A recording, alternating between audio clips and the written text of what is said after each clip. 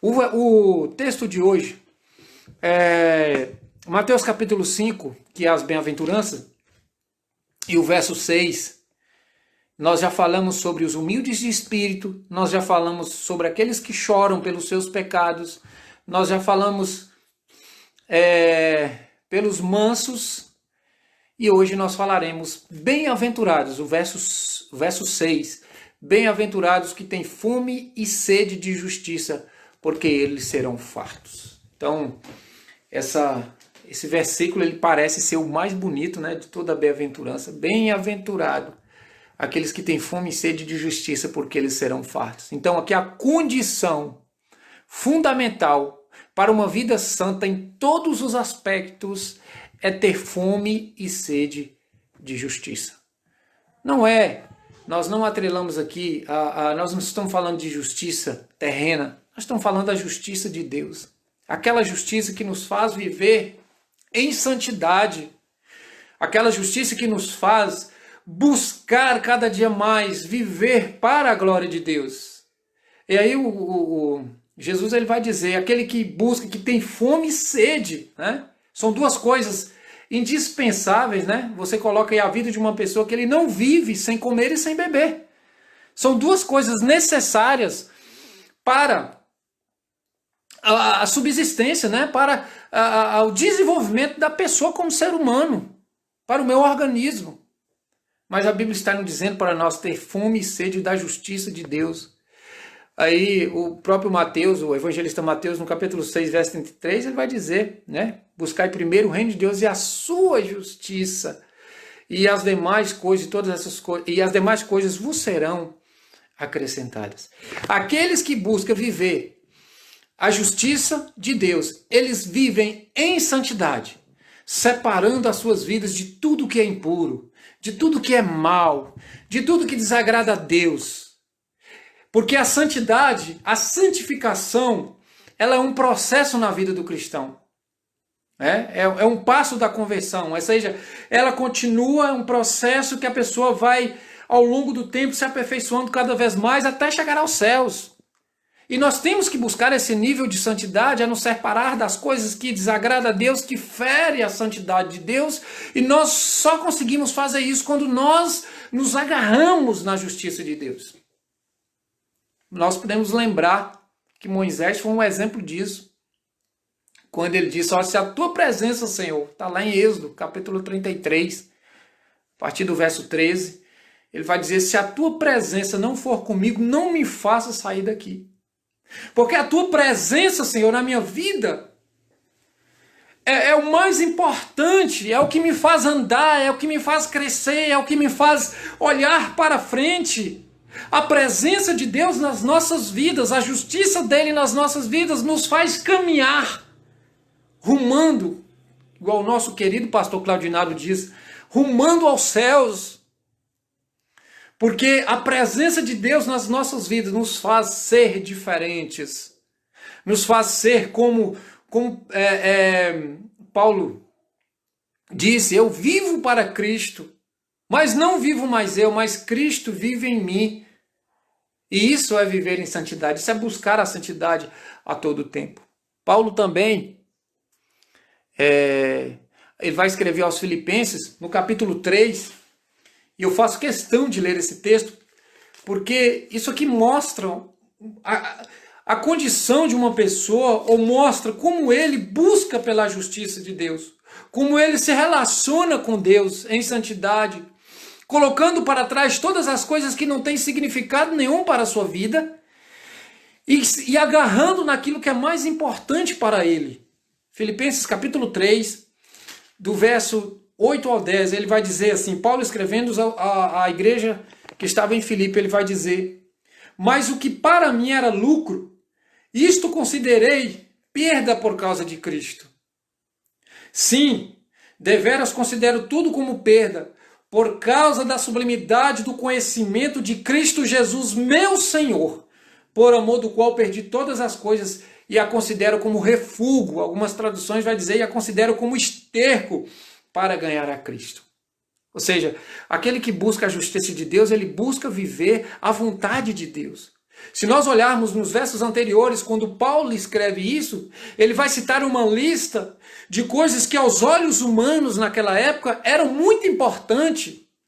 Ele vai citar vários aqui no verso 3, por exemplo, ele diz: fui circuncidado ao 8º dia, cumprindo aqui a lei mosaica. Ele era da linhagem de Israel, da tribo de Benjamim, hebreu de hebreu, e quanto à lei, fariseu. Ele conhecia muito a lei, guardava os preceitos da lei de uma forma maravilhosa, ao ponto de até maltratar os cristãos antes da sua conversão. Ele matava, encerrava nos cárceres, ele fazia muitas coisas ruins contra os cristãos, mas quando ele se converte no caminho para Damasco, ele tem aquele encontro com Jesus, e Jesus disse: olha, ele vai ser útil para mim na pregação do evangelho. Ele diz: todas estas coisas eu considero como esterco, por causa da sublimidade do amor de Cristo. Eu pergunto para você que está me assistindo nessa noite, o que tem mais importância na sua vida? O que você dá mais importância na sua vida? O que você coloca no lugar de Cristo? Ou muitos consideram até a sua família mais importante do que Cristo, né? Muitos dizem assim: eu não quero me entregar a Jesus, eu não quero me converter porque senão o meu esposo ou a minha esposa, senão meu filho vai achar ruim, senão os meus amigos vão falar alguma coisa. Mas quando você ama a justiça de Deus, você vem, você aceita e você vive em santidade. Porque quem é mais importante na sua vida é Deus. Ele tem que estar em primeiro lugar na nossa vida. É o maior mandamento, amar a Deus sobre todas as coisas. Isso inclui também familiares, amigos. Porque Deus, Ele é o centro da nossa vida. Se você quiser viver a justiça de Deus, você precisa viver um relacionamento sério com Ele. Paulo diz: olha, todas essas coisas para mim não é importante. Tanto é que no mesmo capítulo aqui de Filipenses, no capítulo 1 e 21, ele vai dizer: porque para mim viver é Cristo, morrer é lucro. A morte para mim é lucro, porque eu tenho certeza em quem eu tenho crido. E estou bem certo de que Ele é poderoso. Então, e ele ainda vai dizer assim, olha, que ele não olha para trás, né? Ele diz assim: quanto a mim, não julgo que eu haja alcançado, mas uma coisa faço, esquecendo-me das coisas que atrás ficam e avançando para as que estão diante de mim. Filipenses também, capítulo 3, verso 13 e 14. E ele vai dizer assim: prossigo para o alvo, pelo prêmio da soberana vocação de Deus em Cristo Jesus, nosso Senhor.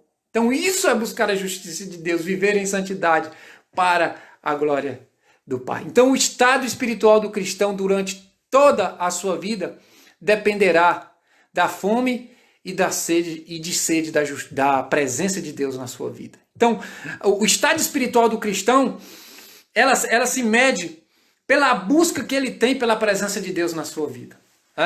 O Salmo 119 vai dizer, verso 105, lâmpada para os meus pés é a tua palavra e luz para os meus caminhos.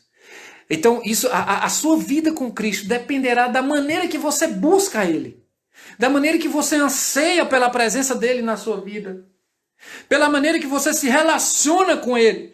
E quando eu falo de relacionamento aqui, eu não estou falando de ir na igreja uma vez por semana. Agora, realmente, nós não estamos podendo ir por causa da pandemia. Isso é fato. Mas é quando você não tem mais nada importante do que sentir a presença de Deus na sua vida através da palavra, através das orações, através da comunhão com os irmãos, através do relacionamento com as pessoas. Você demonstra que você realmente tem um relacionamento profundo com Deus, a maneira que você trata elas com justiça ou não, se com uma certa fazendo acepção de pessoas. Isso mostra que você não está profundamente vivendo com Cristo, num relacionamento junto com Cristo. Não está vivendo. Está vivendo de uma maneira superficial. Está aparentando uma vida com Cristo, mas na verdade está vivendo distante de Deus. Então, a comunhão com Cristo, a fome e sede de justiça nos faz viver em comunhão com Cristo. Nos faz ter também um relacionamento com Ele.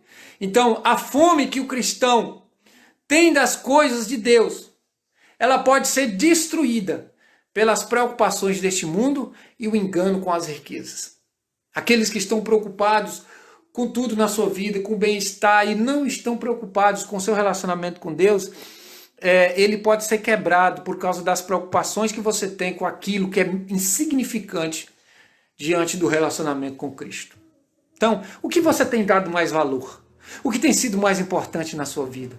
Qual é o nível, qual é o grau de comprometimento que você tem com a palavra de Deus e com Deus, com Jesus Cristo, o Filho de Deus? Qual é a ligação que você tem com Ele? Você lembra, não? Eu sei que Jesus Cristo, Ele morreu na cruz, né? Ele derramou seu sangue lá na cruz, mas você reconheceu esse sacrifício? Você se entregou a Ele em condição, dizendo, Senhor, eu sou um pobre pecador e eu preciso da Tua graça. Eu preciso da Tua salvação.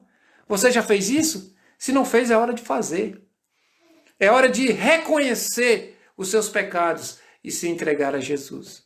Então, muitas vezes as pessoas perdem esse relacionamento, perdem essa fome e sede de justiça pela ambição das coisas materiais, pela ambição das coisas terrenas. Muitas pessoas que morreram agora, infelizmente, nessa pandemia, tinham muitos planos, né? Tinham feito muitos planos, mas veio uma pandemia, um vírus, e acabou matando muita gente que tinham feito planejamento para daqui 20, 30, 40 anos. E nós não sabemos a duração da nossa vida. O evangelista Tiago vai dizer que a nossa vida é como um vapor, como uma neblina, que vem e logo aparece. E muitos consideram a nossa vida como uma vela ao vento, você segurar uma vela e sair com ela no vento. O vento apagará, é a nossa vida. A qualquer momento nós podemos morrer. Mas quando nós nos agarramos no nosso relacionamento com Deus, na sua justiça, nós seremos salvos, porque Jesus Cristo nos garante isso. Então, muitos já apostataram da fé. Muitos cristãos que já regrediram, voltaram para trás, deixaram a justiça de Deus de lado. Então, quando a fome por essa justiça cessa, a pessoa morre espiritualmente. A pessoa, ele fica fraco, ele regride na fé, ele abandona tudo e volta para trás. Por quê? Porque a fome que você tem que ter pela justiça de Deus, ela é constante. Tem que ser algo constante, não é algo que acaba, não é algo para sempre. Uma vez que você aceitou Jesus, isso tem que perdurar na sua vida até o dia que Jesus Cristo vier nos buscar. Então, o fim do versículo vai dizer, serão fartos, cheios de amor, de paz, de comunhão e de alegria. Todos aqueles que buscam a justiça de Deus, eles serão fartos. E no seu coração estará o amor, a alegria e a comunhão com todos. Que Deus possa, pois, abençoar a sua vida, meu irmão, meu amigo, nessa noite. Que você sinta esse desejo no seu coração de viver para o Senhor Jesus.